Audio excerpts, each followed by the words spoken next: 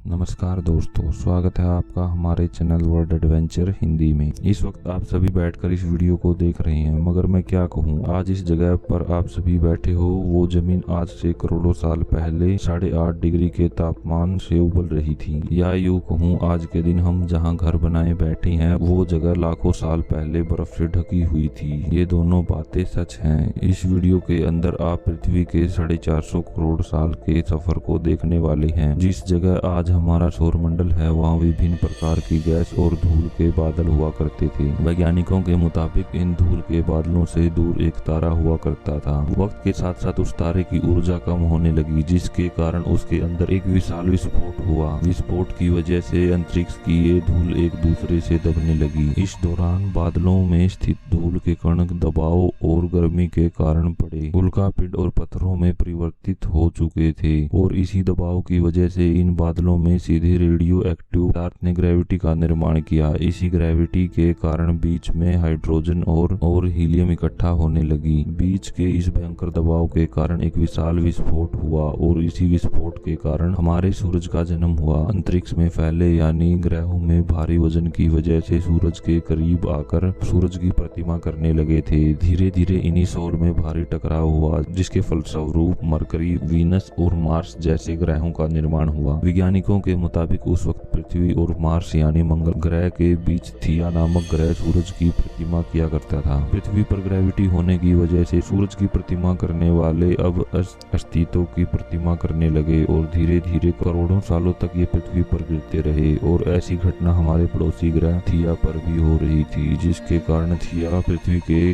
और करीब आने लगा और आगे पृथ्वी से टकराया। इस भयंकर टकराव की वजह से पृथ्वी के हिस्से कणों के रूप में अंतरिक्ष में फैल गए। मैराथन रेस की तरह पृथ्वी की प्राप्ति की मांग करने लगे। इन्हें परिक्रमा करते हुए कणों में टकराव होने लगा, जिसके कारण हमारे चांद का निर्माण हुआ। इस वक्त पृथ्वी पर सिर्फ एक ही समुद्र हुआ करता था, वो था 1900 डिग्री सेल्सियस के तापमान पर उबलते हुए लावे का। वो सारी चीजें जिसे आज आप अलग अलग नाम से जानते हैं। वक्त के साथ साथ पृथ्वी धीरे धीरे ठंडी हो रही थी, जिसके कारण पृथ्वी के भारी तत्वों जैसे धातु और रेडियो एक्टिव पदार्थ पृथ्वी के केंद्र में जाकर इकट्ठा हो गई, और हल्के पदार्थ पृथ्वी की सतह पर आ गए। लाखों सालों तक पृथ्वी पर उल्कापिंडों की बरसात हुई, और इन गिरते हुए उल्कापिंडों में जमा था नमक, मिनरल और पानी। करोड़ों सालों तक इन उल्कापिंडों की बरसात होती रही, और धीरे धीरे पृथ्वी की ऊपरी सतह पानी से ढकने लगी। वैज्ञानिकों के मुताबिक यही वो वक्त था जब दूर गहरे पानी के अंदर निकलते ज्वालामुखियों से पहली बार सक्षम जीवों का निर्माण हुआ। लाखों सालों बाद एक वक्त ऐसा आया जब पृथ्वी की पूरी सतह पानी से भर चुकी थी। हमारे पृथ्वी के सबसे अंदर का कोर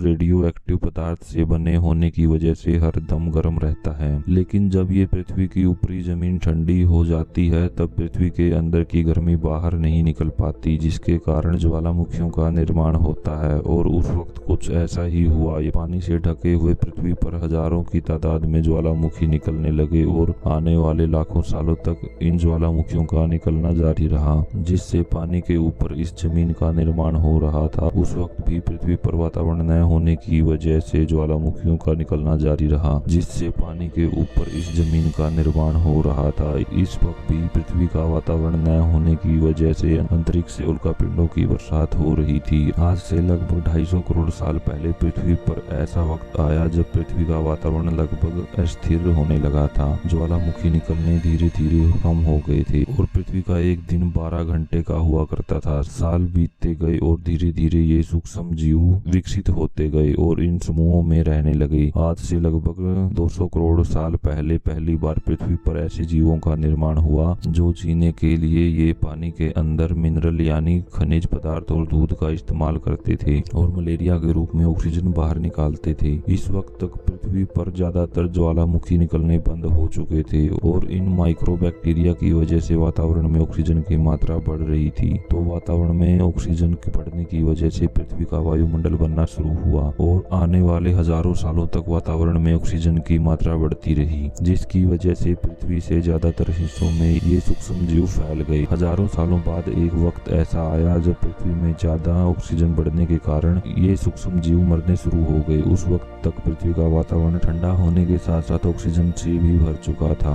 जिसके कारण जमीन और वातावरण में स्थित आयरन यानी लोहे के मिनरल पानी में स्थित ऑक्सीजन से रिएक्ट होने लगे। एक वक्त ऐसा आया जब पृथ्वी की जमीन और आज के मानव के जैसे लाल हो चुकी थी। वक्त बीतने के साथ साथ धरती की टेक्टोनिक प्लेट में दरार होने लगी, जिसके कारण पृथ्वी के अंदर का लावा जमीन की तरह कई लाखों सालों तक खुला उबलता रहा और यही वो कारण था जिसके कारण पृथ्वी के वातावरण में कार्बन डाइऑक्साइड की मात्रा बहुत बढ़ गई थी और पृथ्वी पर एसिड की वर्षा शुरू हो गई थी। इसी रेट की वजह से पृथ्वी का तापमान घटने लगा और तापमान इतना घटा कि पृथ्वी के ऊपर स्थित पानी बर्फ में परिवर्तित होने लगा। पृथ्वी पर पहली बार भयंकर बर्फ की बारिश हुई। इस वक्त पृथ्वी सफेद बर्फ से ढक चुकी थी।